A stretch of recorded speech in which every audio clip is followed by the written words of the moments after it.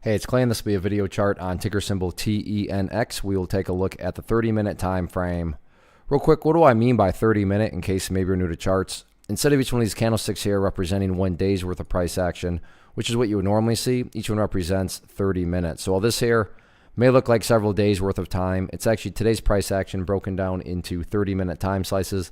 I like to this time frame. That does a good job of telling the quote-unquote story of the price, and then just makes mapping out levels of support and resistance a bit easier to see.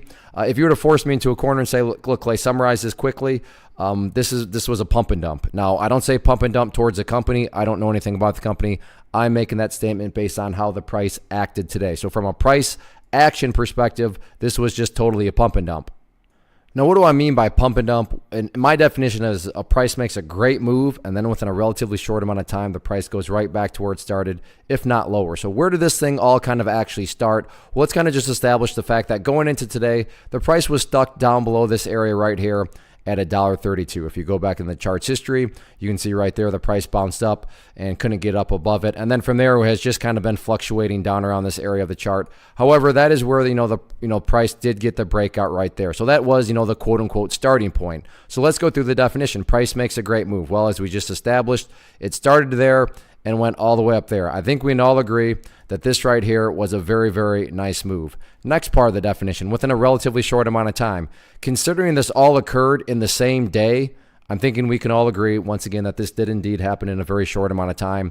And then finally, the last part, the price goes back to where it started, or in some cases lower. This chart is literally right back inside of that channel where it was before, the move even started. And not to insult your intelligence, but price movements with genuine strength, with true power, are not going to go back to where they were, right? They're going to make at least some sort of progress forward. Now, I will say that, and this would mean a little bit more to those of you that have traded for a while, that stocks that, act in this, manner and then get beat up, they can produce some pretty interesting snapback bounces. Now, does that mean that this thing is for sure to bounce back up? I'm not saying that. All I'm saying is that given the price is now down around this former area, range that it was, it also wouldn't be shocking to see some sort of, I'm not saying return to highs, but even if it got halfway up that, distance from a percentage perspective, given we're talking about a sub $2 stock, those percentages could certainly add up pretty quickly. So yeah, it was a pump and dump today, but that doesn't mean that this thing can never make another nice move again. So I'm going to keep an eye on it, and we'll see how it plays out next week. One of the biggest questions that I get is, hey Clay, how do you find the stocks that you trade? So what I've done is put together a free resource guide where I talk about the tools that I use to locate stocks that I find interesting and think may have potential. So if that sounds like something that could add value to you as a trader, then click on the image that is up on the screen right now and I will email you the guide. The guide itself is very short and to the point, and best part, it's completely free. Thanks for watching the video. Let me know if you have any questions.